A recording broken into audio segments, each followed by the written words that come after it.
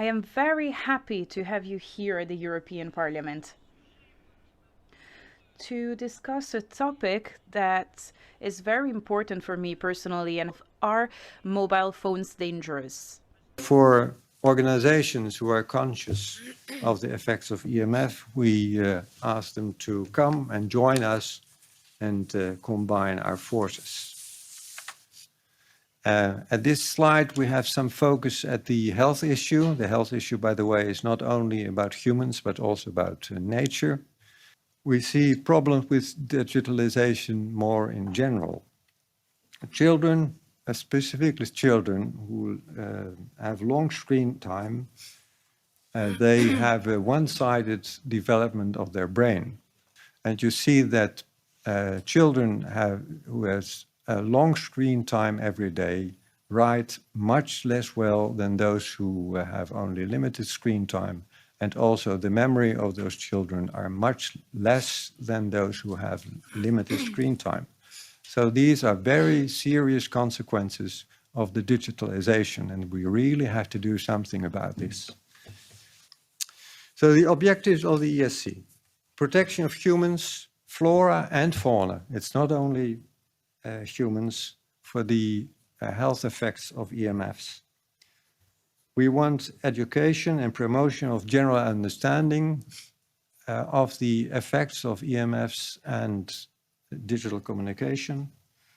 We want to support and encourage scientific research, because we think research indeed is very necessary.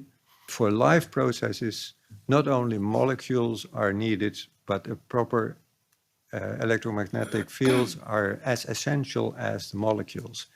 And we want to pursue better regulation that also take into account these relations.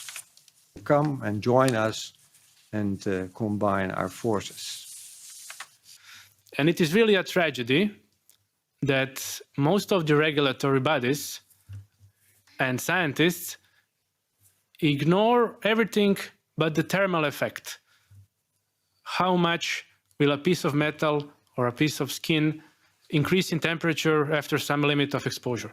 But what about biological effects? What about long-term effects?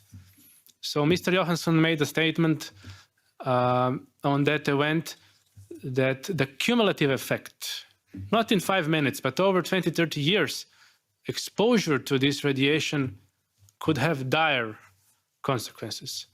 So this is something that is being completely ignored by most regulatory bodies. And he's not the only one. There are hundreds of scientists who even made some petitions to emphasize such dangers, but so far they are being ignored. Electrohypersensitivity is a very difficult condition to have. When people suffer from it, it takes usually 1 to 2 years to understand that they're suffering from it. Then these people lose their jobs, and in some relationships, when you suffer from EHS and you live in town, you have to move out. You need to find a place where you can live. And then we have many people that have to move to the suburbs or to the countryside, and we are confronted with people that move 1, 2, 3 times because electromagnetic fields are becoming wider and wider, and then they move, and then the electromagnetic fields reach them once again, and then they have to move again.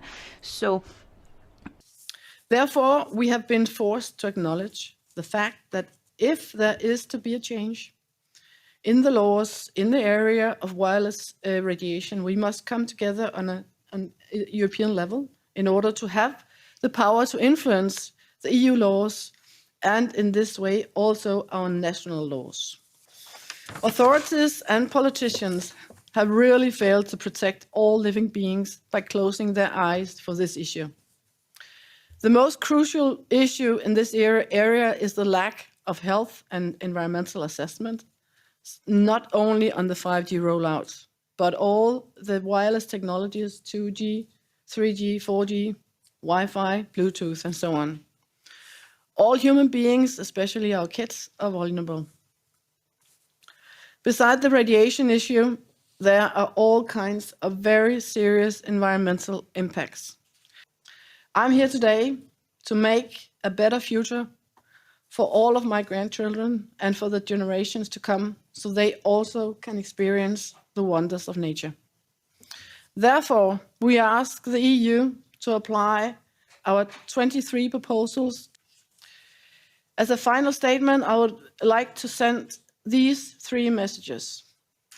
The EU has failed to protect its citizens and nature against the dark side of digital rollout.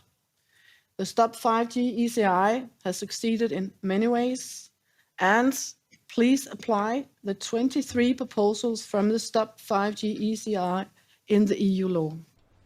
A European Citizen Initiative, an ECI, Stop 5G. The title is Staying Connected but Protected. And I think that we wanted to talk about this ECI because we are now at the end of February, and it is urgent that people can express themselves and vote so that we can push in the right direction.